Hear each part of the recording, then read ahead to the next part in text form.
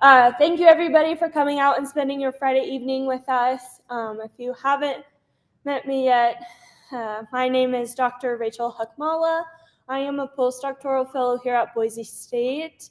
I work and a little bit of a celebrity. I work under Professor Brian Jackson, so I'm here in his place today, but I did just recently publish a cover article on Sky and Telescope magazine, so please read it. It's about the work I've been doing here with, thank you.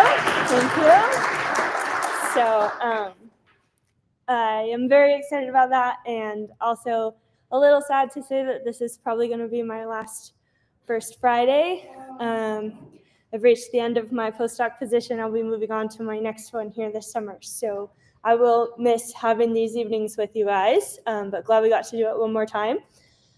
Our program, as you all probably know, is completely donor funded. So from your guys' generous donations, we're able to reach out to speakers to bring them to Boise and to have them here to teach us about what they do. So any donation you have is greatly appreciated. And we also stream live if you can't make it in person, but it's always better in person, and we like seeing your smiling faces. That's all I have to say. So today I'm very excited to introduce Dr. Dan Peluso. He's here today. He is a STEAM educator, a PhD in astronomy, and all kinds of other cool things. A researcher at the SETI Institute, and you guys don't want to listen to me talk about him. You want to listen to him talk to you. So I'm going to turn the floor over to him. So thank you.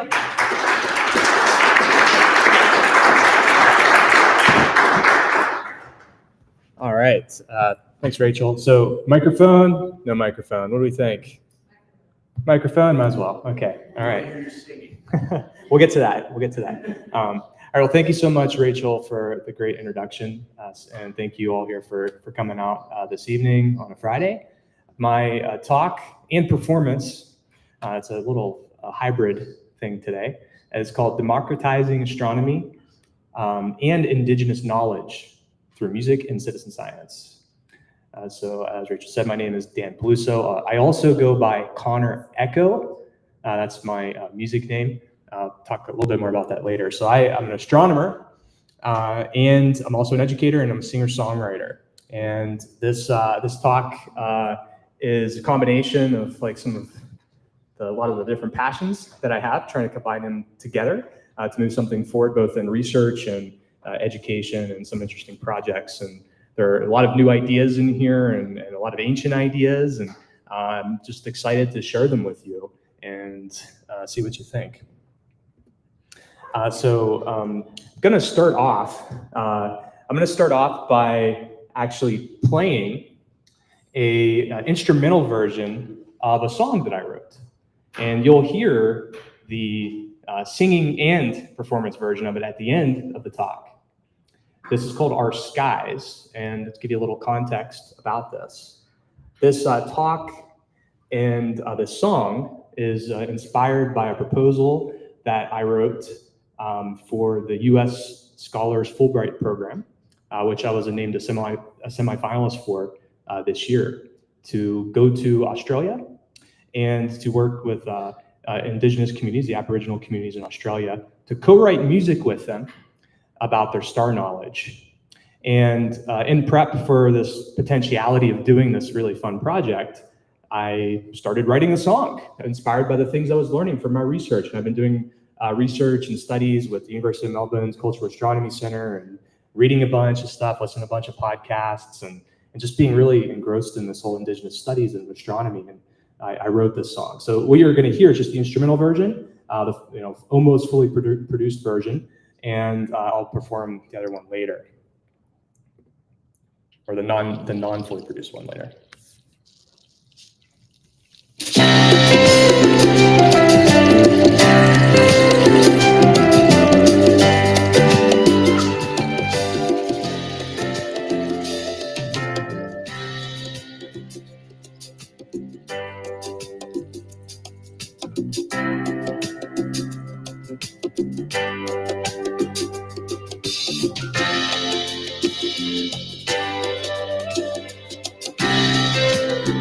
students, it's like a topic and was kind of being trying to get inspired by Alzheimer's brace and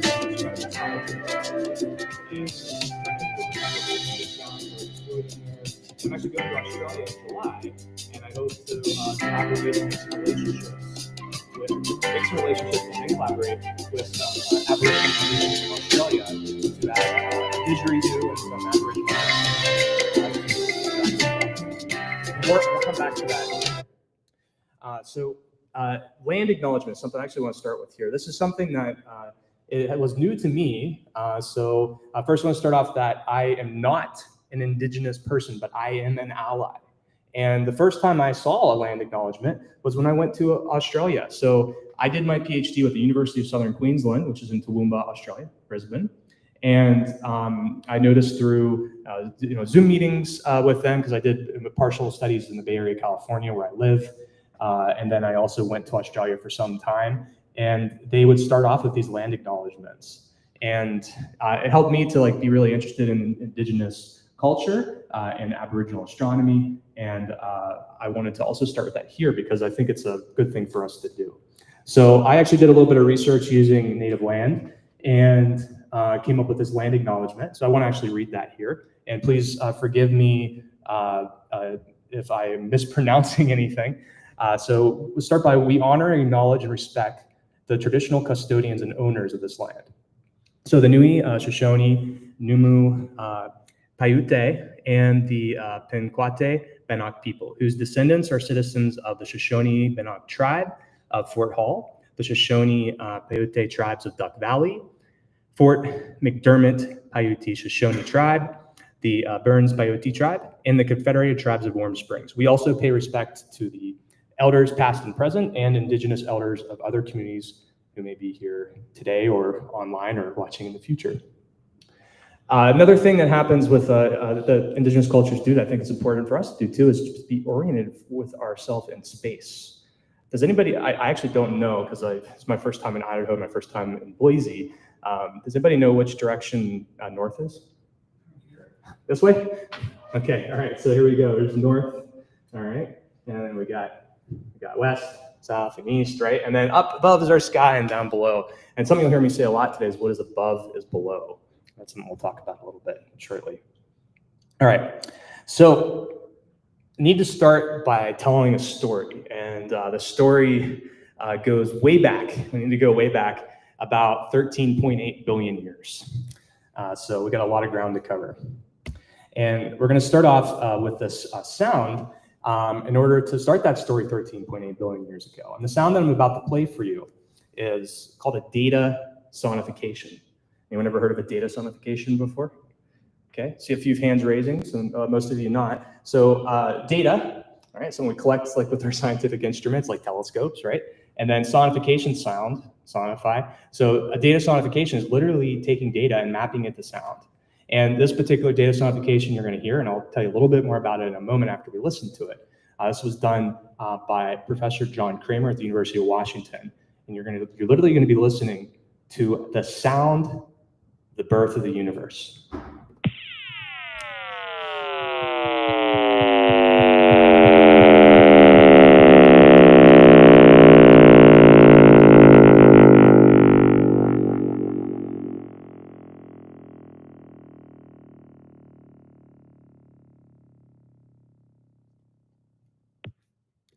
First time I heard this, I was an undergraduate student at the University of Pittsburgh.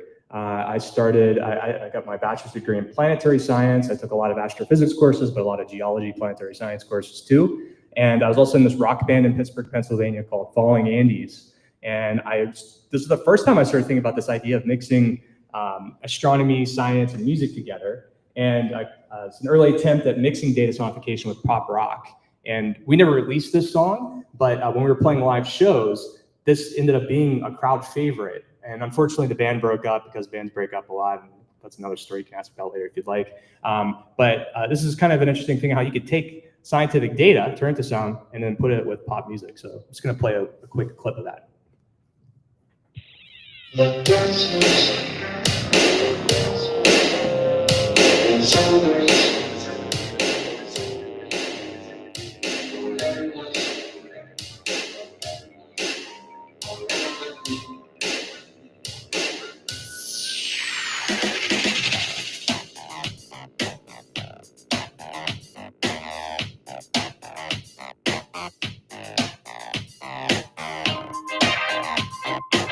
called Funky Rock, Indie Rock Song. I like synthesizers. It's fun stuff. Way to kind of, popularize science. The sound, it just sounds like we're using a synthesizer, and that's kind of what John Kramer did in a way. All right, so what are you exactly hearing? So the peaks in that graph, that show the sound waves of the early universe. Wait, you're saying sound waves? I thought there was no sound in space. You can't have sound in space. In space, no one can hear you scream. Okay, well, if we go way back, we rewind the clock. So you can see in the graphic on the top left, as we go to the right, things are getting bigger, right? So the universe has expanded a lot in 13.8 billion years. But if you rewind that clock backwards, everything was at a single point in time and space. That was the Big Bang, okay, the singularity. So it was so compressed at that time. You had this soup, this plasma soup, that you actually could have sound. And this is the data coming from that light, from after the light was able to be released, as the universe started to expand. That light has been traveling for almost 14 billion years. And we picked it up with our telescopes in space. And that graph in the bottom right represents that data. And you're looking at temperature fluctuations. And John Kramer he's a genius. He used a program called Mathematica and all this crazy mapping and changing the waves into frequencies and turning it into something the human ear can hear. And it created that sound that we heard. I'll play just a little bit again so you can hear.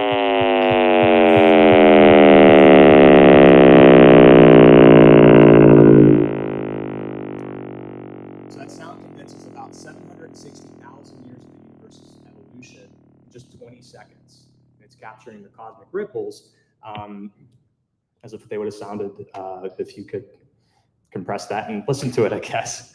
But that's data sonification. Pretty cool. It's pretty cool stuff, right? It's also used to help people who are visually impaired to access things that they can't see. But there's a lot of other benefits to it. We see in 3 dimensions, but we can hear in more dimensions. If we had surround sound, 5.1 surround sound, you could map a piece of data to each one of those pieces, or each one of those speakers in the Saab, and can actually find signals and noise that you might not be able to find by just looking at the data alone.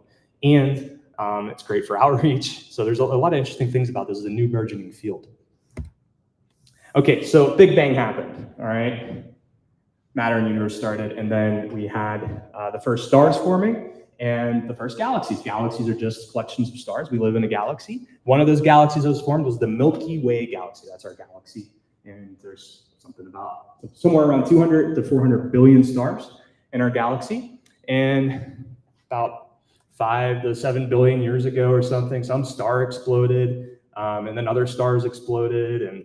And then when they explode, they create the elements on the periodic table. And then as they die and do that, they create these gas clouds we call nebula. And these are our star factories. These are where stars are born. It's the circle of life. It's like, I always think about Lion King and when they hold Simba up. It's the circle of life. Everything that the light touches is yours, Simba. So this is where stars are formed, and our star, the sun, formed in a place just like this. Not this particular one, but a similar place. This is a picture of a baby solar system, and it's not of our solar system. We weren't around back then to take it, but this is what our solar system likely looked like in its infancy. This was taken of an actual solar system within our galaxy as it was forming. And in the center is the solar system star. And those concentric rings that are around the center, anybody want to take a guess what those might be? Planets, that's right. So those are planets carving out their orbits, carving out their tracks around the star. Here's an artist's interpretation of what that might have looked like in our solar system, a very violent place. Things settled down over some time and planets formed. And something very interesting happened on at least one of those planets, maybe more, but we don't know that for sure yet. And we had life, the first life, the early signs of life around 3.5 to 4 billion years ago. So a single cellular microscopic life, just microbes.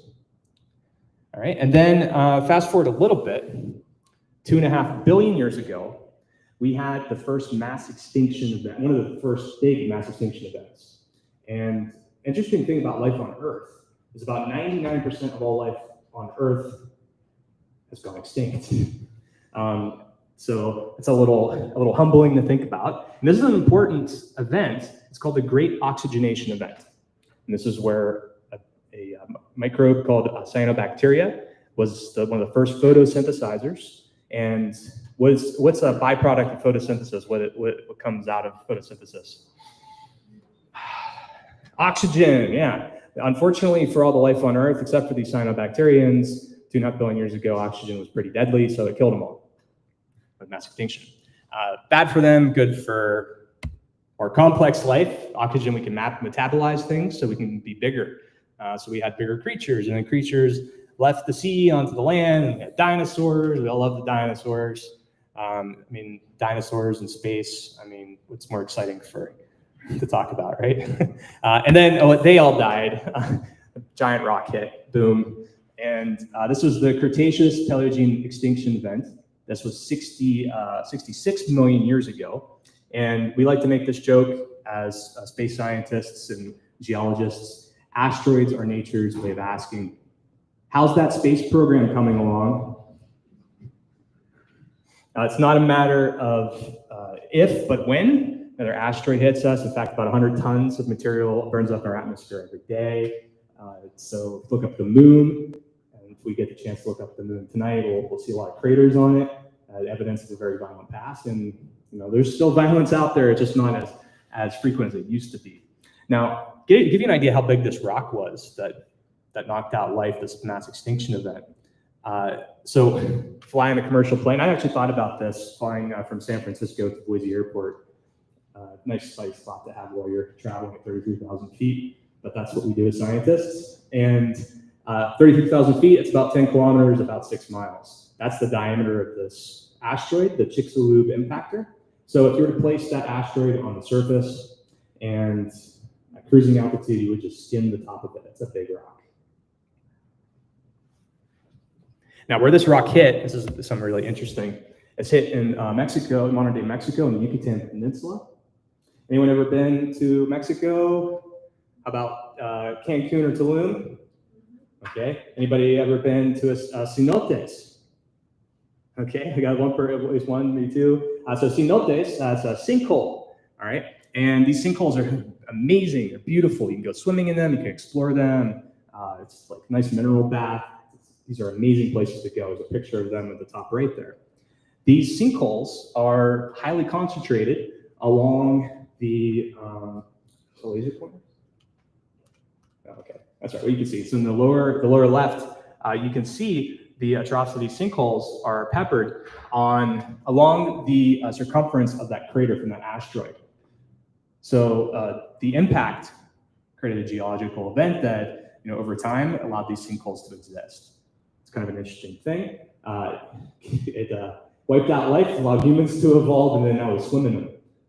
And the picture in the upper right, that's of Chichen Itza, a Mayan astronomical building. And this is a preview of what's to come. So this asteroid impact allowed different lives to fill ecological niches. And one of those is the early hominids. An interesting study that came out, I can't remember when, but sometime in the last 10 years, about that range, says that an ancient supernova may have actually sparked wildfires, inspiring our hominid ancestors to walk upright. So our hominid ancestors, being arboreal, living in the trees, there was a supernova that erupted that actually caused, they think, some wildfires to happen, and maybe that caused them to leave the savannas and to walk upright, or maybe even caused them to, to look up and wonder. Whether that's true or not, it is true that cultures all around the world have been looking up and thinking about our place in the universe since our existence. So hominins then evolved into our modern species, the Homo sapiens. So that's Latin for wise, ape. And one of the things that set us apart from previous life is our ability to walk upright, or bipedalism, our larger brain to body mass ratio. Ants actually have a larger brain to body mass ratio than us. I think it's like 1 to 7, or 1 to 40. But I think we might be smarter than ants. I don't know. I think something to discuss with with a biologist or a philosopher. But we use 20% of our body energy just to feed our brain. An interesting thing about our brains is we have about 86 billion neurons. They used to say that you have as many neurons in your brain as we have stars in the Milky Way. More modern studies seem to think that it's closer to 86 billion, and we have between 200 and 400 billion stars in our galaxy. So almost as many stars as in the galaxy, but it's still a lot, right? But if you look at the connections between them, the neural synaptic connections in our brain, we have 100 trillion. It's many magnitudes more than our stars. And that's something pretty amazing to think about. And the bottom, this picture that has all this kind of like web-like feature, that is a model of what the structure of our universe would look like really far away. And if you look at the pictures of a brain cell, it looks very similar to that. So I'll have a universe inside your head. And we think about the universe and talk about it. It's an interesting thing. It perplexes you. I don't know what it means, if it means anything. But there has been scientists and mathematicians that study complex systems that thought of this. One of the things that we invented too that was really important is the human language. Before human language, in order to pass on information, you just had to do it genetically. So I think about my cat, Queso, and my other cat, Indiana. They know, well, maybe they have a language, we just don't understand it yet. That's a possibility. But most of the stuff they do is just from their instincts, from their DNA. If you eat an apple, you don't have to think about digesting the apple. Your body just does it, genetics do it. But if you need to pass on information, like the history of the universe and our place in the universe, you have to pass that down through some other system. You can't just do that genetically. Matrix isn't here yet. And here's an interesting cosmic perspective. So DNA. We share 2% of our DNA with chimpanzees. And I think we're more intelligent than chimpanzees, I'm pretty sure. They're pretty smart creatures, but they don't have differential calculus and rocket ships and electric internet and electric lights and stuff. But an interesting cosmic perspective, and I got this idea listening to Dr. Neil deGrasse Tyson stuff. He talks about how, well, if there was an alien civilization, alien species that was 2% more intelligent than us, what would that be like? Something interesting to think of. Okay, so we have this human language, but how do we pass down this knowledge for most of our history? Through art and music and stories for thousands and thousands of years. Books, writing, that's a new phenomenon. Okay, that's something new to us. So that brings us up to an important thing, knowledge systems. So Western culture, we're very used to books and writing things down, uploading things to our internets. But before books, we passed on information through orality. That's all humanity. Now, a lot of times when we talk about indigenous knowledge, it is often dismissed as being myth or legend. And that's not good, because that can actually be an abuse to the understanding of the amazing knowledge systems that exist within these cultures. And it's a way of dismissing the important science that's actually been done by these cultures too. So let's understand what myth is and what it actually is. It's a way of transmitting knowledge. It can be a way of transmitting knowledge. Mythology is the same as a book, but written in a different way. You can have something encoded in mythology. You just have to know how to decode it. I'm going to give you some examples of that shortly. So there's intricate, complex systems in indigenous cultures, and these include stories, songs, dance, art, and ceremony. Now, in order to remember a story, okay, I could tell you, oh, there's two stars going through nuclear fusion, and one of them is a variable star through these complex processes of stellar systems, and x squared plus b squared, blah blah blah blah blah. Right. So we could do all this information, but if I tell you some exciting story that includes violence and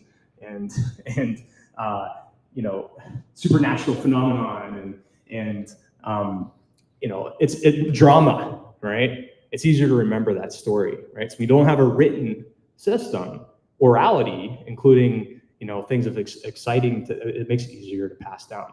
And neuroscience, modern neuroscience today, does show that music, dance, art are powerful mnemonics to remember things. And does everyone know their ABCs? That's a song. Never forget it.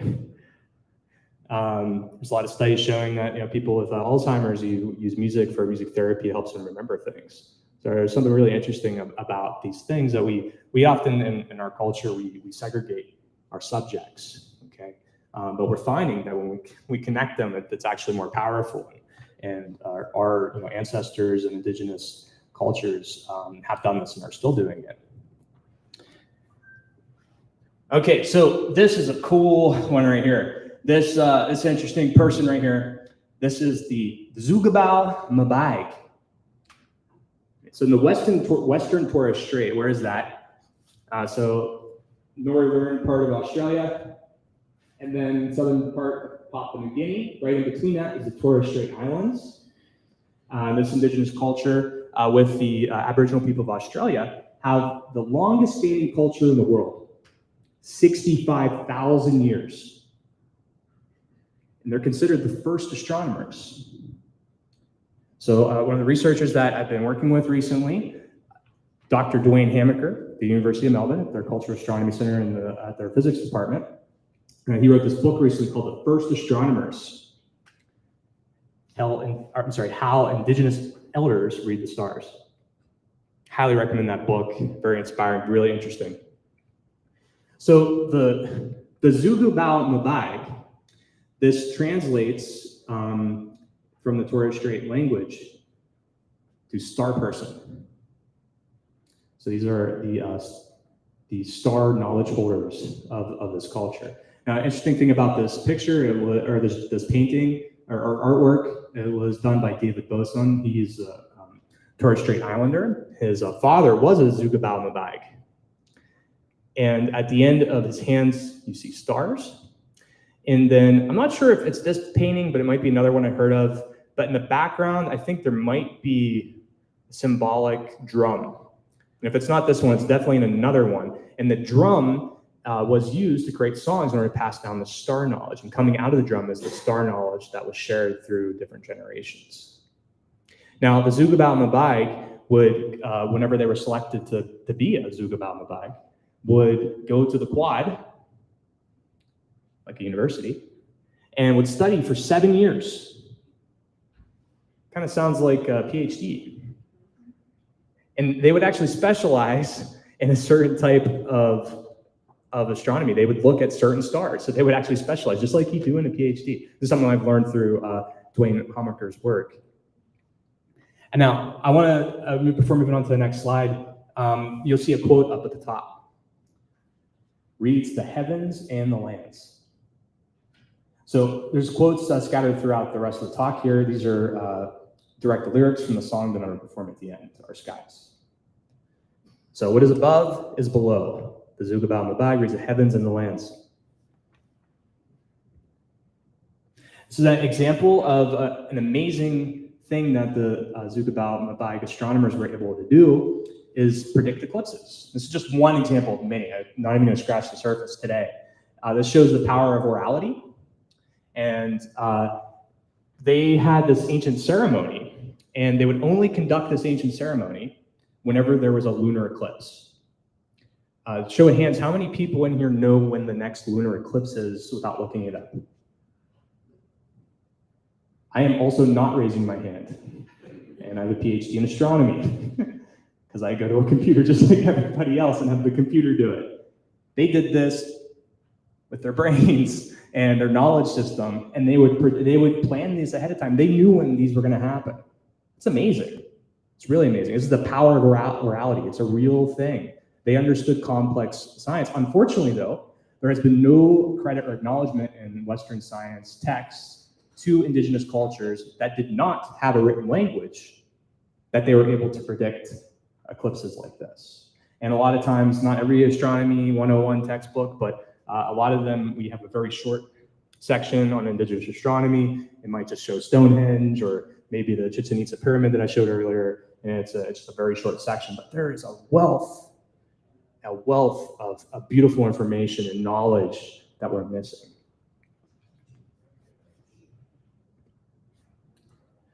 This is a stone arrangement.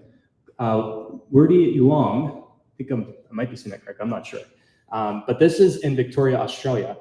And here, this is predicting or showing when the solstices and equinoxes would happen. So the solstice occurs when one of Earth's poles has its maximum tilt towards the sun. The equinox is basically halfway in between those when the sun appears directly above the equator. And this is still being debated by archaeologists, but it could be as old as 11,000 years, and if so, that would make it the oldest astronomical observatory in the world.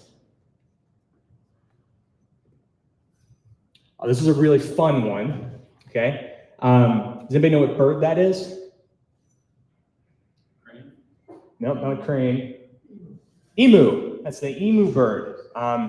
These emu birds are big. When I went to Australia, my PhD supervisor took me, and I got to see koala bears and all kinds of great kangaroos, and there was a part where you can actually be in a field with kangaroos and an emu. And there was an emu standing about as close to us as that telescope to your left, to my right, and my PhD supervisor said, "Go over and you could pet it."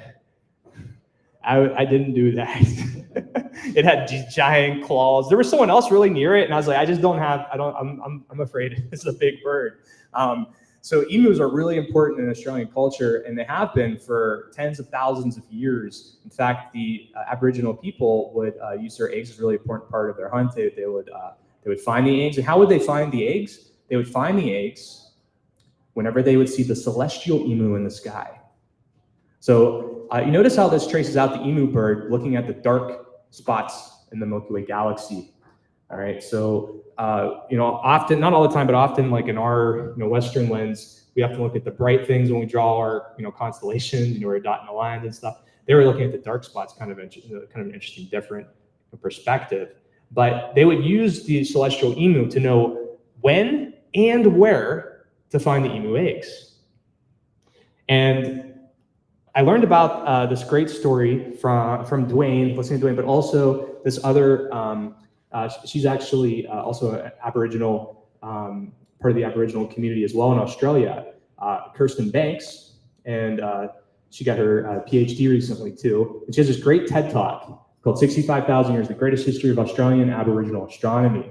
And she tells this story much better than I can, so I encourage you to check it out. But she talks about this emu caller. So what happens is two people would go out for the hunt, and they'd bring this emu caller, because a percussionist, I'm going to play a sound for it in a moment, and they would sneak up on the emu nest, and they would play it, and that would cause the emu that was nesting to leave. And then they'd go and they'd snatch the eggs, but they would not take all the eggs. It's very important. Sustainability, taking care of Mother Earth and making sure there was more left over, was a really important part of their culture. It's also true in other indigenous cultures. So I'm going to go ahead and play just a short clip so you can hear what this emu caller sounds. I'm not going to play the whole clip. So this is an emu caller, and this is used to lure the male from the nest, because the male is the one who mines the emu eggs. Even though the female lays them, the male is the one who mines them. The men will use the emu. Okay, so I had a great idea with this. It sounds like a percussion instrument. I mean, what if we recorded that, turned it into some sort of beat, and then you build a song around that, and telling the story of the celestial emu, kind of merging pop music and Aboriginal music together to tell this kind of story. So that's kind of another example of like some things that's going on in my head, things I want to try to do. And then just to show you some other perspectives of other ancient cultures or older cultures that were making great discoveries about our place in the universe. This is Carl Sagan in his series Cosmos, where he's talking about Eratosthenes, the Greek astronomer who figured out the size of Earth and its non-flatness just using sticks, feet, and brains.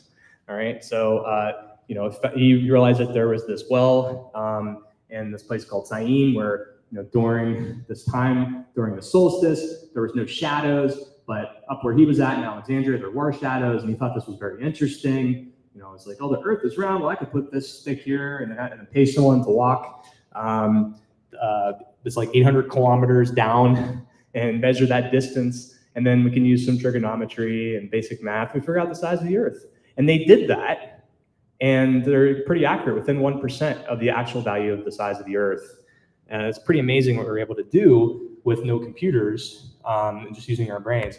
Now, as Rich mentioned, I'm an educator. It's great if you have any educators out there. This is something you can do with your students. At University of Purdue, or Purdue University, that bit.ly link there for Eratosthenes lessons as examples, where you can actually do this yourself, and you can use something called SunCalc, so you don't have to pay someone to walk, 800 kilometers or the distance that you want to go. And you can actually do this with your students. I've done this with my students, and it's pretty empowering for them to figure out the size of the Earth just using some sticks, feet, and brain. And obviously, well, we have to use computers too, but it's still a fun activity.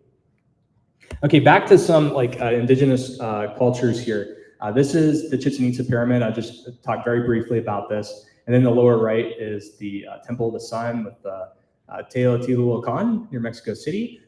Chichen Itza, which is the main image with the shadow on the side, that's in the Yucatan Peninsula. If you ever get to go, this is one of the most breathtaking places. Experience awe, please go if you get a chance. The Mayans were amazing astronomers, and they were amazing mathematicians. And the image here, you see the kind of the curvy shadow going down the staircase. That represents a snake. This only happens on the equinox. So they were able to engineer and construct and know exactly when the equinox would happen, and to engineer, construct a structure that would show a slithering snake only on those cosmic days. I don't know how to do that. That's amazing. Now here's a petroglyph, a rock drawing from Native Americans, the ancestral Puebloan, 1,000 years ago. This is at Chaco Canyon, New Mexico. And there's something pretty special about this. So before I go into this, this is, we know from the Hopi elders of Chaco that around 1,000 years ago, the Chaco was a center of academia where people from all over Central America and the Americas would travel very, very far distances to go there to learn about the nature and science that the people at Chaco were doing. And in this picture, there's a star, as you can see, a very bright star next to the crescent moon. And then they had to put their handprint down there too, so they know who it was that did the drawing. Now, also 1,000 years ago, in our ancient Chinese astronomy, we have the star log from 1054. Around the same time, they noticed something really interesting. They had to point it out. Now, if we point our telescopes at the same object today, we see this. Anybody know what that is? Yes, this is the Crab Nebula. So this came from a supernova, likely a type 2 core collapse supernova. And what happens after a supernova, as we mentioned earlier, the star explodes, and then it creates this remnant. They're really beautiful. I'm not a supernova scientist, but supernova scientists study this and understand it and learn all kinds of interesting things. So the Chinese astronomers definitely noticed this. There was other cultures around the world that did. And it's not certain yet that this Chaco Canyon petroglyph is of the Crab Nebula or the Crab supernova, but it very likely might be. And this will come back again at the end when I tell you how this can tie together with modern science. I'll remind you about that once we get there. Okay, this is a fun story. Fire magic. That's already easier to remember than variable star. Okay, all right. So in the Aboriginal story, Nairuna is the hunter who creates this fire magic. And Nairuna did this with his right hand, which is the red star Betelgeuse, which is noted on the picture there. And Betelgeuse was trying to chase the Pleiades, the sisters, the 7 sisters. But he's blocked by Cambodia, who counters with her own fire magic from Aldebaran. The oral tradition reflects a deep observation of the sky. Betelgeuse and Aldebaran are both variable stars. Betelgeuse brightens and fades more noticeably and quickly. This is a fact that was recognized by Aboriginal Australians long before Western science. So here's another lyric at the top right: became science before the Westerns. So it might be dismissed as myth or legend, but this is them noticing variable stars before it was announced and recorded by Western scientists. It's fire magic. This is a real cool one. I'll start with the song lyric, opening line. The song line should be heard. So the fire magic story has many versions, but they're all linked together through this thing called a song line across Australia. And song lines, they connect the sky with features of the country, what is above, what is below. These are intimate and intricate knowledge systems that connect to place. Song, music, dance, ceremony to place. They are used for knowledge and navigation. So they would use these songs to actually pass down the knowledge, the orality. There was a exhibition called the Seven Sisters song line in Australia. You can Google search it. There's a lot of great videos. You can even see some of the ceremonies and dances, I think, if you search. I encourage you to do so. So the song line should be heard, in danger of forgotten. This comes from the book Songlines, Margot O'Neill and Lynn Kelly. Well, the quotes, the bottom two quotes do. The top quote's mine, that's from my lyric. But the first quote from the book, from the Inango elder, Mr. David Miller, says, "You mob gotta help us. These song lines are all broken up now. You can help us put them back together again." And the other one comes from one of the authors, Margot. "The power of the song needs to be returned to country to keep it alive, or country will die. A bit like recharging the batteries." So elders hold this knowledge, but it's getting lost. And it's in danger of forgotten. These indigenous communities have preserved this sacred cosmic knowledge for millennia, but this heritage is being threatened by colonization, both past and present, still happening, light pollution, and cultural loss. And as we lose this connection to the stars, we're actually risking both ancient wisdom and our own shared human celestial experience. Who's seen the movie Avatar? You know, a lot of us have. 2009, this was the highest grossing movie of all time. So this was $2.9 million in gross. Wish I had some of that money. I'd be just a little bit, James Cameron. I'd be very happy to pay off some of the student loan debt. James, if you can hear me, I've got some projects I'd like to fund. All right, so in this movie, something very interesting happens, and Dr. Neil deGrasse Tyson has this book called Starry Messenger, Cosmic Perspectives on Civilization. I actually want to read this directly from the book. Sci-fi blockbuster that chronicles the plight of indigenous peoples on another star system, where they harness the mystical powers of plants and woodland creatures to defend their native planet against greedy corporate colonists. So something kind of interesting connection, the way we can think about science fiction and story, kind of relate to some hard truths that we have to think about that happens here in our own history. All right, so I'm going to transition here into some of my own PhD work and some modern astronomy science and how we're thinking about connecting this. And we want to connect this through something called two-eyed seeing. Or this was a term that was coined from the Mi'kmaq language of Eastern Canada and Maine, developed by the elders Dr. Albert Marshall and Medina Marshall. And this is the idea that we have in one eye. You can see the lens through indigenous wisdom. And then through the other eye, use the lens of modern Western science. They don't have to be mutually exclusive. They can work together for mutual benefits. And one example, coming back to this Crab Nebula and these ancient recordings of the potentiality here with the Chaco Canyon one, but also the Chinese astronomers. Idea here is that, and there is other evidence of other supernovae being recorded in the art and oral traditions of these indigenous cultures. If we were to point our modern telescopes at these same objects, we can learn from them. So as we begin to work more with indigenous cultures for this two-eyed seeing, the lyric, I hope we can see through two eyes, then we can learn from each other and we can benefit each other. And that's just one example of it. There's actually many different examples of how it can be mutually beneficial, but that's just one. So astronomy and space science is a gateway science. When I talk to my students bring up space, they immediately get interested. They want to know about aliens, and they want to know, about space. And if you bring up dinosaurs too, and space dinosaurs, then they get real interested.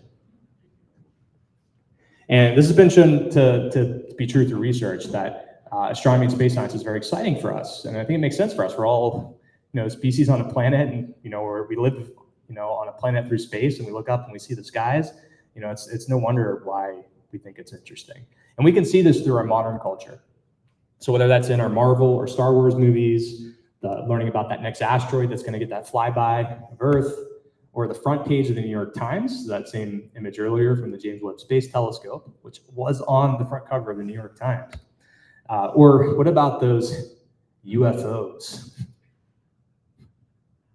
Or exoplanets, planets around other stars. So that's what I focused on in my PhD. Exoplanets are just planets around other star systems. Now, on average, we now know that every star in our galaxy has at least one, likely more, but at least one exoplanet. So I want you to think about this next time you look up at our stars. So if we get to look up at the stars tonight, or any night that you look up, just remember that you're not looking at a star, you're looking at a star system. Could that star have life on it? Or could its planets have life on it? Could that life be intelligent? These are interesting questions that we think about. I'm an affiliate researcher with the SETI Institute. SETI is a search for extraterrestrial intelligence. And it's a question I think we're all curious about, is this possibility of life, maybe even intelligent life out there in the universe. So one way we find these exoplanets is through what's called the transit method. So if you look at the animation here, you're going to see a planet transiting in front of the star. And then as it's doing that, you're going to see a graph at the bottom. The vertical axis is measuring brightness of the star, and that horizontal axis is measuring time. As that planet transits in front of the star, we see a dip in the brightness over time. This could be a signature of an exoplanet, could be other things, but when we collaborate with other observatories, other astronomers, we could then confirm that it is indeed an exoplanet. So before I started my PhD, I was teaching high school physics, and I'm still an educator, and education is really important to me. So as I began my PhD, I was trying to look for an interesting way to make astronomy more accessible. So it turned out with my PhD, I did this thesis called Democratizing and Finding Ways to Improve Exoplanet Research and supplementing it with this network called the Unistellar Citizen Science Network, which I think some of you might be familiar with here, but I will talk about it briefly as well in a moment, as well as through a pedagogy way of teaching called Astronomy Modeling Instruction. And this was a collaboration with my University of Southern Queensland, the SETI Institute in the Bay Area, California, as well as the American Modeling Teachers Association, who curates the modeling instruction pedagogy. In the bottom left, that's a picture of me and my PhD supervisors before I finished my PhD. And then in the bottom right is a graphic of the Enhanced Vision Telescope, which we do have some of them out here. And these are smart digital telescopes operated with a smartphone. And these are pretty amazing things. In fact, let's see if I'm still connected here. If you look to your right, there's a smaller version of the Unistellar telescope. Do you see it moving? Robotic telescope controlled with an app. Okay, and this is all automated. It can find your object just by a press of a button. Really easy to use, and it grew from 2019 to current day. We have now over 15,000 of these telescopes around the world. All right, so what's citizen science though? I said Unistellar Citizen Science Network. Citizen science, also called participatory or community science. This is a way to connect professional astronomers with your average citizens of the world. Anybody, anyone can do science. Anyone can collect data, analyze, collaborate, maybe even publish crowdsourced research. All right, we gotta bust some myths here, some more myths. Professional astronomers, when they do professional astronomy, look through the eyepieces of their professional telescopes, like seen in this picture. True or false? Yeah, so everyone said false. So good. Astronauts are flying up to the Hubble Space Telescope or the James Webb Space Telescope and looking through that eyepiece so we can get those images. No, that's not how it works. Okay. So professional astronomy, we have this modern technology. We're usually at computers. This is a picture here of on the left, it's Lick Observatory, which is kind of near where I live in the Bay Area, California. It's their nickel telescope. And as you can see, there's a lot of wires. There's a digital camera connected to it. Top right is a citizen astronomer. Sometimes they say amateur astronomers. I don't like the word amateur because I don't know how to set up a telescope like that in the top right. This is amazing. So they get very technical. Now, most people aren't going to do this. Most people, like, they get a telescope, and then they never use it again because it's really hard to point at things. You can't save the pictures, all that stuff. These things are like democratizing that because they're really easy to use. Yeah, they're a little costly now, but hopefully in the future that comes down. Now, the real key thing is they have a digital camera, right? So these digital cameras, like in your cell phone, it's called a CCD camera, charge coupled device. This allows us to collect light image and post to TikTok, all the fun stuff we like to do. And this is also how we can collect our astronomical data. So these telescopes have digital sensors. The CMOS sensor is a little different. So this is the next lyric. Can our robots lend a hand? Unistellar is a telescope company. SETI Institute is where we kind of curate the scientific investigations, the citizen science that we do. And they have this tagline that they like to say, come for the enhanced vision, stay for the science. So when this telescope takes an image, it can take an exposure. So if anyone does photography, if you need to get a picture in a dark area, you need to take a longer exposure. So the telescope can do a similar type of thing. And it can save that picture, and it can stack another picture on top of it, and do that again and again and again, and that increases the signal to noise ratio so you can get an improved image. It also has a special algorithm written into the computer code so it can take out all the light pollution from our electric city lights and improve the image over time. It also can get what astronomers really like called FITS data, FITS files. Flexible Image Transport System is a special type of file that telescopes create that has all the great information that we need in order to do science. So this is what I focused on my PhD, for a portion of my PhD, and this is my first author paper. This is our pinnacle of doing science in the Western world, is getting that first author paper in a nice peer-reviewed journal. This is with the Publications of the Astronomical Society Pacific. This is called the Unistellar Exoplanet Campaign, Citizen Science Results and Inherent Education Opportunities. So with this, we updated the orbital parameters of TESS exoplanets. TESS is the Transiting Exoplanet Survey satellite with NASA. We had 163 citizen scientists from 21 countries around the world, and we amassed over 1,000 exoplanet observations. And we showcased that there was benefits to this Unistellar Citizen Science Network for exoplanet research, as well as these inherent education opportunities. In the bottom left is one of those exoplanet transit light curves that I mentioned, taken with the Unistellar Network.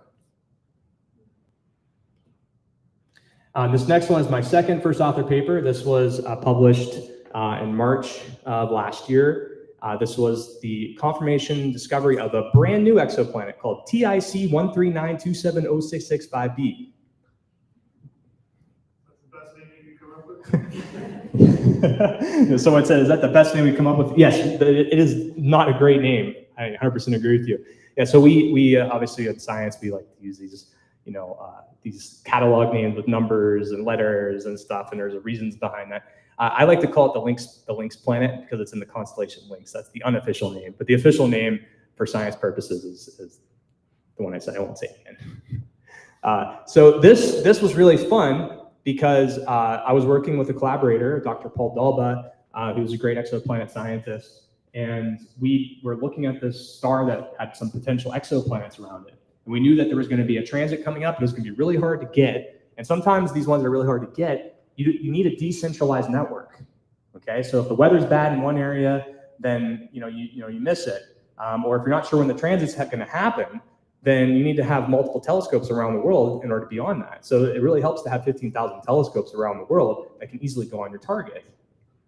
So I was lucky enough to focus this as part of my PhD, and I collaborated with 16 high school students at the Chabot Space and Science Center in Oakland, California, as well as 27 non-student exoplanet observers from around the world. And we collected data on the star system. And they were able to collect data, helping us get some transit light curves and help with the confirmation and characterization of the exoplanets around the star system. And these 16 high school students are co-authors on this published paper. It's a life-changing experience for these students. Some of them have gone on to study astronomy since then. This was just in 2023. Other students, just said this was an exciting experience. It was very fun. We took several months beforehand, to do fun activities to learn about exoplanet science, learn how the telescope worked, to get ready for the event. The night we did it overnight. It was I think it was on a Saturday night, and we set all the telescopes up. Looked like this. A cool picture of it. And in between having to recalibrate the telescopes between observations, we watched movies, we played games, played music. It was a lot of fun. And there was a Sky and Telescope article that they were featured in, which was really cool. And the students got to share their experience. It was a really exciting thing.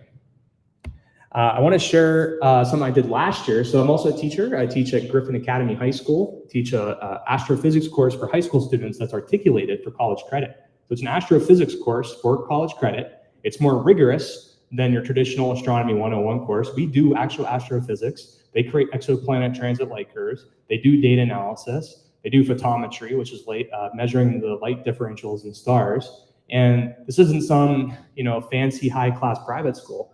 This is a low underfunded charter school in Vallejo, California. And we do some amazing stuff. I have a paper that's in peer review right now at the Journal of Science Teacher Education about the pedagogy modeling instruction that we use to kind of do this type of work. And I highlight here one of my students from Griffin Academy who caught the transit of Qatar 1b with the Unistellar Telescope in support of NASA's Exoplanet Watch citizen science program. And that's that student's transit light curve in the bottom right. And we got to say this again, we got to say congratulations again to Dr. Rachel Hushmala and the entire Boise State University team for the Idaho Telescopes for Teachers program. This is amazing, right? So we have now in your own state, we have, I believe it's like 50, is that right? Yeah, so 50 telescopes through a NASA Citizen Science Activation Grant, I believe, to put these into teachers' hands. This program is really just getting, off the ground recently, and wow, so exciting that we got, you got the front cover of Sky and Telescope magazine. So that's amazing. Make sure you pick up a copy. That's the July 2025 issue, and get Rachel and the team to sign it. It's an amazing thing. Okay, so we're going to be wrapping up here soon. I need to talk about SkyMapper. So SkyMapper is a new company, and this company is in collaboration with my PhD supervisor, who is a co-founder of the Unistellar Telescope, is also a scientist at SETI Institute. It's a completely separate company. And what SkyMapper is, what it aims to do is it wants to have this global network of autonomous telescopes and use those to engage citizen scientists and local communities to monitor celestial events and track satellites for space situational awareness. And it's going to do this by fostering public participation in astronomy through regional partnerships, having these transparent data practices, and having community-based observation stations located at very important global locations. It's going to have a searchable database of all this data that these Unistellar telescopes and other citizen science operated telescopes have.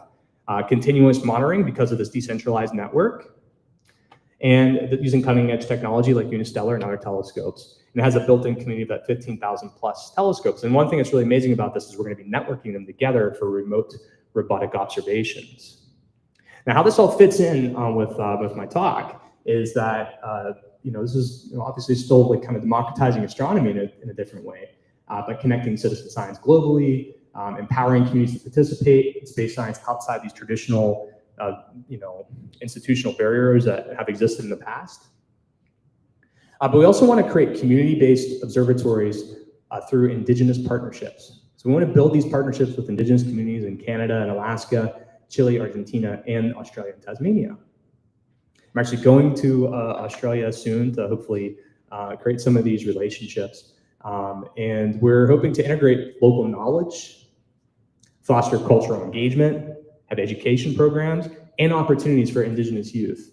And we really want to uphold this idea of two-eyed seeing, bridging Western science and traditional indigenous wisdom and knowledge systems. So we can think about this like kind of progression of astronomy is, at least on the Western side of the world, it's like we had a few astronomers and we grew, but now because of technology, all of us can participate through this citizen science practice. So new astronomy where we can all be a part of it again. So as we look out though, we have to look back. This is the Earthrise picture, 1968 by Apollo astronauts. And this spawned the environmental movement of the 1970s, the creation of the Environmental Protection Act and other environmental awareness, the creation of Earth Day. Here's another lyric. First Nations have wisdom. What is above is below. Now, there's this thing with indigenous science, indigenous cultures, including culture in the science, and thinking about taking care of Mother Earth and sustainability. And there's a great wisdom that we can learn from this. Here's another quote, not from me, but from the late, great Jimi Hendrix, who is attributed to saying, knowledge speaks, wisdom listens. Now here I have 4 kinds of planetary change. This comes from Dr. David Grinspoon. It's a great book called Earth in Human Hands. Also is an astrobiologist with NASA. And he has this idea for how life could be on a planet through 4 kinds of planetary change. The first one's random change. That's like the asteroid that took out the dinosaurs, random event. Second one, biological change. That's like the cyanobacteria, creating oxygen, killing most of that anaerobic life on Earth. The third is inadvertent. Inadvertent would be, for example, burning fossil fuels and creating technology that uses fossil fuels, and then it goes in our atmosphere and creates human-caused climate change. I don't think we intended to do that, but now we know. So the intentional part, number 4, would be doing something about it. So going forward, and trying to be more sustainable and have clean energy. That's just like one example to think of. It's another lyric. We are part of the sky. So remember that supernova that went off, created a stellar nebula, created our star, the sun, our solar system, then our planet Earth. The stars are our ancestors, and light pollution blocks them from us. And this is something that a lot of indigenous communities are very upset about. Two-eyed seeing, we now know, stars really are our ancestors. We are star stuff. We are part of the sky. And with that, I'd like to perform my song, Our Skies. So just give me a moment to take a swig of water and transition over to the piano. I'll have these lyrics up as I play it.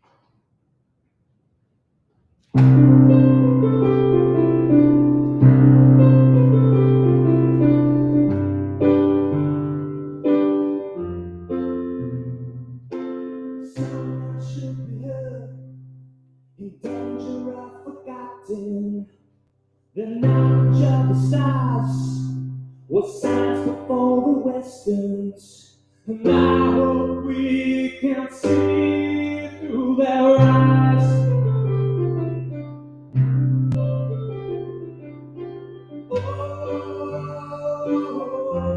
Oh, it's in the skies. The truth about the bag Gathering up the stars with the heavens and the lands. Can a robots lend a hand? And I hope we can see through two eyes.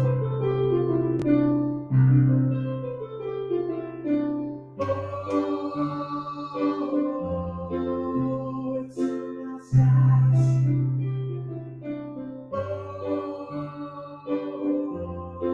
Oh, it's in the skies.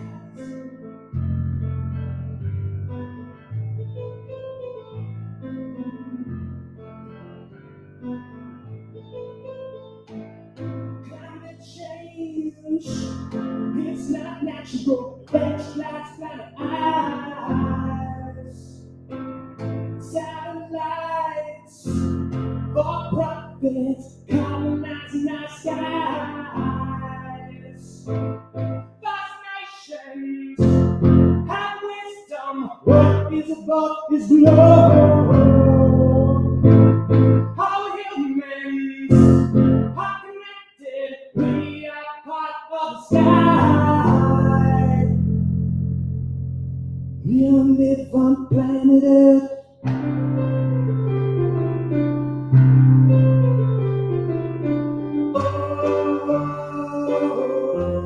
Oh, we need our skies.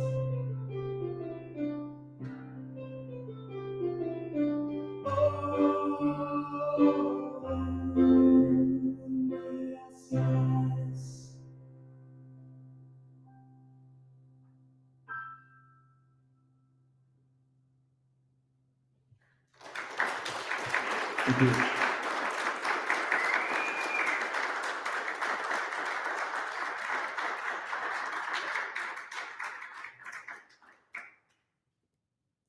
Thank you. So that's the idea behind my Fulbright proposal, Celestial Harmonies, blending pop and traditional music to share Aboriginal sky knowledge. And I bring up the picture of Starry Night here by Vincent van Gogh.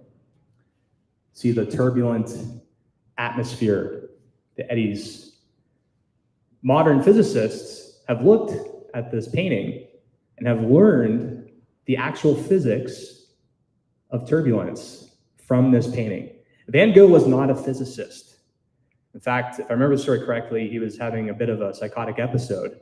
I think he might have cut his ear off and was having some very big emotional problems. And then, a lot of times artists, we have these emotional things and we create this beautiful art. And inside that art is actual science that he did not even intend to document. But modern scientists have looked at it and have discovered actual science to help us understand the storms on Jupiter and other turbulent things that happen. So I hope to move forward with this idea. So I wasn't ultimately selected for the Fulbright. Even getting the semifinals was a great honor. So I'm very fortunate and proud of that. But I'm hoping to move forward to the University of Melbourne and other institutions to work on this project to incorporate music, citizen science, and data sonification to incorporate this whole idea of two-eyed seeing in a new or maybe old way.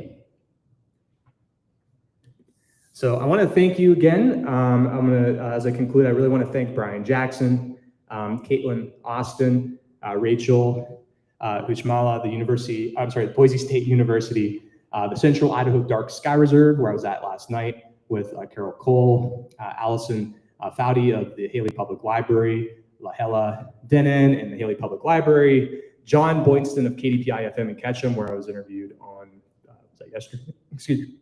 Yesterday. And all of you for coming out. So thank you so much for coming out. And I just want to extend this hand to Indigenous knowledge holders all around the world. I would love your feedback. I would love to collaborate. I would love to have discussions with you in your Indigenous community on how we can move forward with a project like this.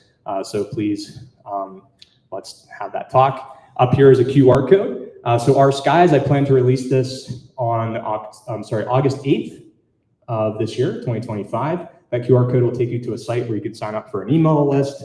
I'm so busy, I don't send as much email blasts as I should as an independent musician, but I will send one when the song is about to come out. I hope when I go to Australia this July to actually get some Aboriginal musicians to perform on it as well. Maybe getting didgeridoo and an Aboriginal musician to sing backup vocals in their own traditional language and some sort of call and response.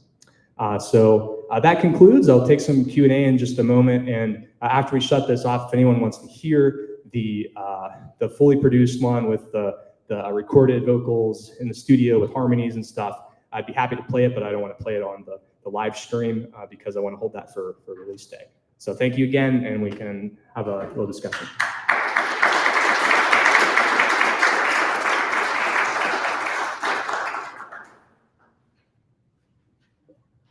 Yes. I think it's a two-part question. The big question would be, why would we study this, right? So the natural answer would be to understand ourselves better, figuring out table, light fractions, and those sorts of things.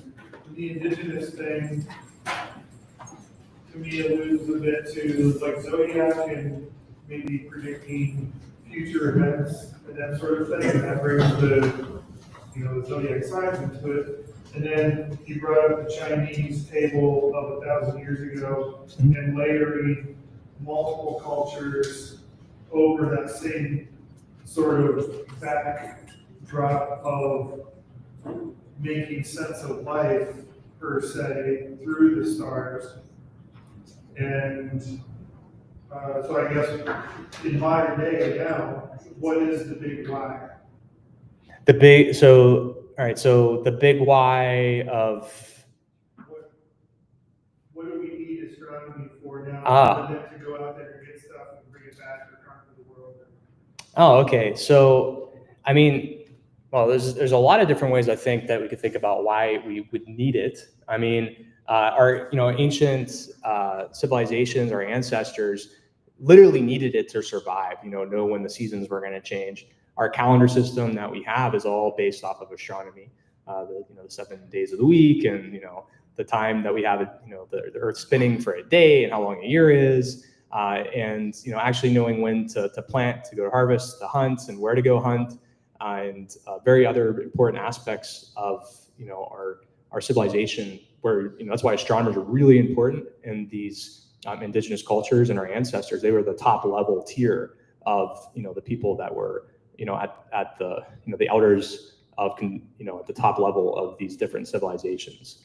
Now, as far as like modern day goes, so a couple of different reasons. When we go to study astronomy, when we invest in science, we have all these unintended benefits. So in the 1960s, we went to the moon. Unfortunately, we didn't go to the moon to explore space. We did, but the motivation was because we were at war with the Soviet Union. We wanted to get the high ground. That's why the space race happened. But the consequence, or not the consequence, the exciting thing that happened around it is it galvanized people in this country to go into STEM, science, technology, engineering, arts, and mathematics, and it boosted our economy for us to become leaders, right? So when we invest in science and research and development, there's always these unintended things that come out of it. So we have MRI machines, you have the miniaturization of technology, internet, GPS, so that the DoorDash driver can find your house when you don't want to leave and get your food. We have satellites that are using Einstein's relativity, and doing time differences between, because when you're in a gravity well, time ticks differently, and Earth, has more gravity. When you're closer to Earth, there's more gravity. When you're farther away from it, so those clocks in the satellites actually have to tick at a different rate than they do on Earth, and you have to calibrate that in order for GPS to work. Otherwise, your DoorDash driver might drive into the river or something by accident. So there's all these other things, but then I think even more important to that is something like this. So I actually had this at the end, is the perspective, cosmic perspective. This is a quote from Carl Sagan. That's here, that's home, that's us. This was taken by a spacecraft. I think it was the Voyager spacecraft. And in the 70s, and I'm not sure when it was, in the 80s it took it, when it finally got past the orbit of Saturn. I can't remember the exact date. The point is it took this picture of Earth. And as you can see, Earth is just a pinpoint, just a pixel on the screen, right? And this is a humbling thing to see. It sees that we're all here on this planet together. It really changes our perspective. It really kind of puts, kind of our petty differences and, the fact that we go to war with each other and all these different things, kind of in a new light, a new perspective. And I think encourages us to maybe think differently about how we relate to each other, our planet, and other life on the planet. So I think the cosmic perspective is, at least for me, is that's why it's really important knowing our origins, where we're at, where we're from, but then also benefits our economy and benefits our technology, our knowledge of each other. And working with indigenous cultures is really important because we have a lot to learn from them, and we can benefit each other through the process. Does that help answer the question? Okay. Yes. I have a two-part question.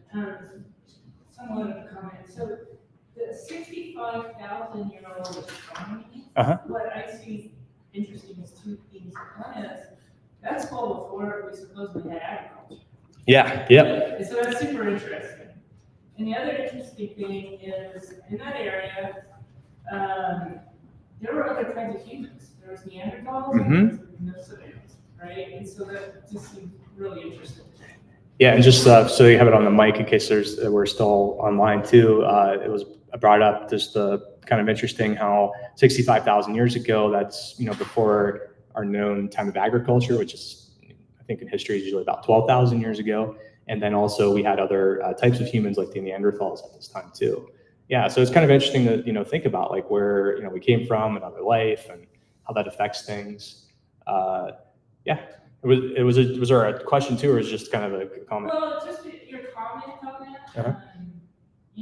If you go back to why, it probably was in agriculture that they were doing it, right? But I could see travel. Yeah, well, yeah. So I mean, they would still like do. This would be a good question for people who study Aboriginal cultures, because I'm very new to this, right? So I'm not an archaeologist, and They had to move around before agriculture, right? So they tell them when they had to move north or south or something. Right? Yeah, that could be a part of it too. Now the celestial emu, is definitely an example that, and it's really interesting. I encourage you to watch that the video, the TED Talk with the Kirsten Banks, the emu. If you just YouTube emu TED Talk, I'm sure it will pop up, right? But she details like how literally as the Milky Way galaxy, the celestial emu moves through the sky, that would tell them exactly when and where to look, right? And there's many more examples too that I can't remember off the top of my head where they would use different things that happen in the sky in order to know like when to hunt and when to do certain things or to have ceremonies and stuff like that. Yes. I have a question, maybe a little off topic, but when you're measuring the edges of the light, the planet comes in, so you're looking at the star. The way I understand it, there's some sort of a refraction when the light goes around like another planet, kind of like when you put a spoon in water. Mm-hmm. So the question is there a density to space? Like, we think in terms of air pressure. Yeah. So is there various densities in space? I mean, obviously, we can see the Milky Way, and so we see light reflecting off of all sorts of things, I guess particles, stars, and all that sort of stuff. And so there's probably areas where it would be quote unquote more dense than others. And can that be measured? Is it truly a vacuum? Mm-hmm. What are those particles? Is it all gas of some sort? Like, is it argon gas or something? Like, what is space? Yeah, it's a really deep and important question, and I'll do my best to answer it. I don't have an exact answer for you, but I have heard before that there is a measurement for like the density of like the vacuum of space. So I mean, for intensive purposes, from what I can remember correctly, is that, or if I remember correctly, is that there is like a very, very tiny density, but it's like almost immeasurable. So most of space is like a vacuum, right? But you're gonna have different areas that are gonna be more dense. Obviously, a planet is gonna be more dense than, like here on Earth is more dense than it's gonna be, in the space between Earth and the moon, right? The nebulas where stars are forming, those are gonna be more dense than the space in between nebulae, right? So, it's gonna vary through space, and vary through time as well. And if we rewind the clock backwards, things got really dense. Really good activity to do with students or yourself, just for fun, get some balloons and blow the balloon up and put some dots on the balloon. Those balloons representing galaxies. And it's a good way to understand how the Big Bang happened, how the universe expands. And one thing that Edwin Hubble and scientists after him discovered that the universe is expanding, and it's expanding at an accelerated rate. So those galaxies, or the dots on the balloon, the ones that are farther away, are actually moving away from us at a faster rate than the ones closer to us. And that space is kind of getting bigger, but at one point in time it was much smaller and much denser. So much so that there could have actually been sound in the beginning of the universe, and that's what we heard at the beginning. Yeah, but if you look up density of space, you could probably find out like what the actual value is. I just don't know that at the top of my head. Just a technical question about Sure. the unistellar telescopes. Can you do photometry with them out of the box? Yeah, great question. So the question was, with the unistellar telescopes, can you do photometry with them right out of the box? And yeah, so with the telescope, you can get the raw image files, which, as I mentioned, we call these in astronomy FITS files. And in photography, my mom's a professional photographer, and I learned early on when I helped her out shooting weddings that she likes to shoot in RAW, R-A-W, right? This is like the full resolution image file where you can really take it into Photoshop, and you can change the brightness and the contrast and color and all this stuff. With the unistellar telescopes, you can actually download the FITS files straight. But so for astronomy, we call them FITS, not RAW, right? So that's kind of just an analogy comparison. So with the unistellar telescopes, we can download those FITS files. You go on your computer. Now you need a special program to open those. There's an online program I use with my students called JS9. In fact, if you Google search JS9, then you can find a browser-based version where you can open FITS files and do photometry on them. And there's other, free open source software you can download to your computer to open them. There's lots of tutorials on YouTube where you can learn how to do photometry, where you can actually, put a little measurement aperture circle around a star, and then take that those measurements of the light. And you could create your own transit light curve from that if you have do your own observation. It's a little tedious, but because there's software now where we have actually written software programs to upload the data, and it creates the light curve for you. But you can also do it manually, picture by picture, if you like. Follow-up question. So I suspect I couldn't do photometry from my backyard because it's too light polluted. Well, no, you could. So the amazing thing about these telescopes is that we can use these in light polluted areas, right? So one of my favorite videos showcasing the power of this technology was done by one of my PhD supervisors, Dr. Frank Marchese, who's one of the co-founders of this technology. And he had one of the unistellar telescopes at a hotel in Las Vegas. I think the light pollution is pretty bad in Las Vegas. It's pretty bad in Las Vegas. And was able to get a pretty decent image of, I can't remember if it was the Dumbbell or the Ring Nebula, but you could see it, you could see the colors. It wasn't as good as it's going to be if you go up to the Central Idaho Dark Sky Reserve. Of course, going to dark skies is always better, right? But it still was able to get an image. And the data is not going to be as good. The professional astronomers, if we have messy data, it takes a little bit longer for it to clean up, makes it a little bit harder, but it's still usable. And a lot of the data that we use for my published papers and other published papers that me and my collaborators worked on and other people have worked on, they are taken from citizen astronomers in cities and light polluted areas. Yeah. But still better to put them in space or on top of a mountain if you can. We use them here, if that helps. We use these scopes all the time. Our students use them. We get to go on the roof, which helps a little bit with the light pollution on campus, but they're definitely usable here in Boise for sure. Where do you get one of these telescopes? So the Unistellar telescope, you could just Google Unistellar and go to their website. You can purchase them. There are other digital smart telescopes out there at different price points. So it's not the only digital smart telescope. Now, obviously I'm biased with the Unistellar, and one of the things nice about Unistellar is it does have this science program, right? So the SETI Institute, as well as now SkyMapper, separate entity, but still these organizations, working with the telescope manufacturer Unistellar in order to curate and help manage and publish papers. So you can actually look up Unistellar Citizen Science, and you can see a list of all the published papers that have been done. I'm very, very proud to say that I'm a co-author on a paper that was in Nature that was taken all from data from these unistellar telescopes. It was tracking the DART mission, which DART mission was where they crashed, NASA crashed an asteroid. I'm sorry, they crashed a spacecraft into an asteroid to see if they can redirect it. And we had unistellar telescopes in the Southern Hemisphere collect data on that. And Dr. Ariel Greykowski, who's a scientist on the SETI Institute Unistellar Science team, she led that paper and was also a co-author on it.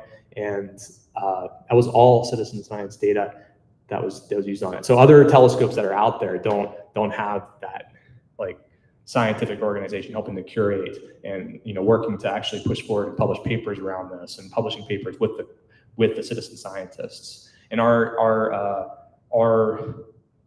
I guess what's the word I'm looking for? But when we publish papers, if your data was used, then you're a co-author, right? So if you were part of the citizen science campaign, your name's on that paper too, if you want it to be, which most of them do. It's a very exciting thing.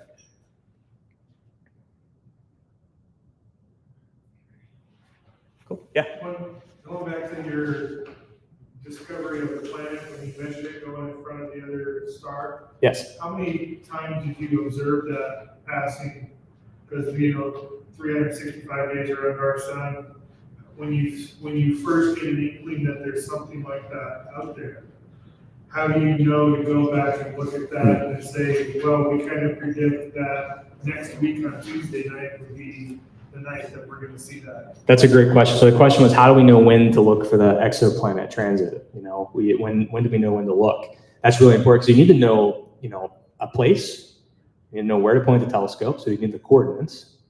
In astronomy, we use right ascension declination. And you also need to know a time, right? The time is real important. So when you have these transits, most of the exoplanets that have been discovered and confirmed to date are what we call short period exoplanets. So they orbit their stars, in a matter of days. Okay. I think what Mercury is like 88 days. Okay, good bad astronomer if I forgot that. So these are like very short period planets, and they're big planets. Like we're talking gas giant planets, most of them. Okay, where we're starting to get better at finding longer periods and longer period planets and smaller planets. But what we have to do is we have to continuously monitor them, and sometimes we have to do a lot of very advanced statistical analysis. And statistics is really important. So we have like our error bars of we think this planet's going to orbit at this time, but there's this uncertainty around it by plus or minus 5 days or something, right? So for the TIC 139270665b or Lynx planet, as I like to call it, this planet, working with Dr. Paul Daba, I mentioned, we had data from the Lick Observatory. Radio velocity data. I don't want to get into much of what that is right now, but basically we had a signal that says, there should be this planet here. And it looks like somewhere around 20 something days, like 23 days or something is when we should see this. And the TESS spacecraft, the Transiting Exoplanet Survey satellite, actually first picked up the transit for that, and combining that with the Lick Observatory data, we had this estimated window of when that transit would actually happen. But since there was those big error bars of when to look, having a decentralized network of these unistellar telescopes was really beneficial because we could have people from different time zones, because there's only so many observing hours per night. And we could have these people of different time zones in different countries looking at that and observing. And that's how we were able to collect data to try to get that transit.